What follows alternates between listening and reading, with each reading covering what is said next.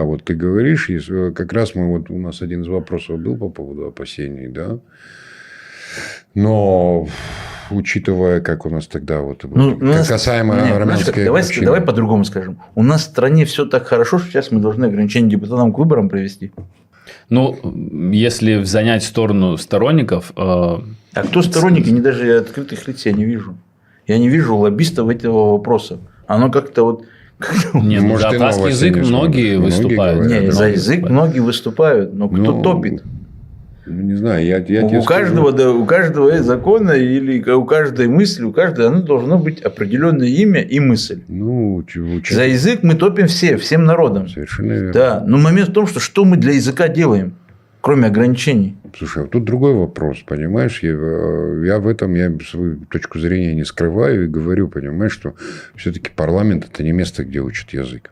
И делать язык учить язык для того, чтобы попасть в парламент, это вообще, по-моему, запредельная тема. Мне хочется. Не, момент, смотри, в чем. Если все общество говорит, да, тогда вопросов я не против. Да. Я только за. Да, когда у меня есть выбор между профессионалом, депутатом, кандидатом, соискателем, и два профессионала, да, и разница между ними тем, кто знает язык государственный, родной, и не знает, естественно, тут выбор очевиден.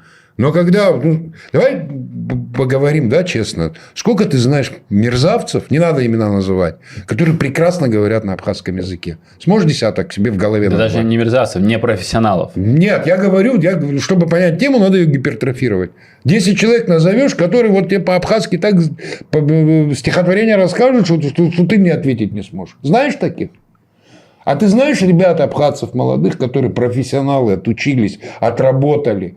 Не обязательно там 25 лет, 30-35 лет, там 40 лет. В натуре профессионалы. И юристы. И, я не знаю, там люди, которые... и патриоты добавь тогда. Патриоты, да. Сможешь назвать таких, которые профессионалы? С абхазским у них не получилось. У нас история так складывалась. Даже при том, что они всю жизнь проживали в Абхазии, они не знают языка. Я к моему стыду... Момент в другом, что я не хочу их упрекнуть, потому что я для себя понимаю, что у нас сегодня это проблема в обществе. Капитальная проблема.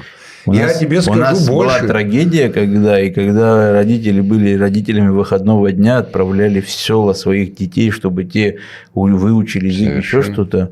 Сегодня мы к этому стали относиться безалаберно. Я тебе другое сейчас скажу не только за кого-то, я сейчас 50, это и за свою семью скажу. 50 плюс. Я родился, вырос, все 10 лет проучился в Гудауте. И когда мне говорят... Да, я говорю на бытовом уровне на абхазском языке. Но чтобы выйти на трибуну и говорить на абхазском языке, я не смогу. Но я помню свой возраст, ребят. Практически никто не говорил на абхазском языке. Наши родители, наверное, боялись, что мы русского не выучим. И дома с акцентом пытаясь, но с нами... Если молодых отсекут, а старшие не знают абхазский язык, очень маленький выбор остается.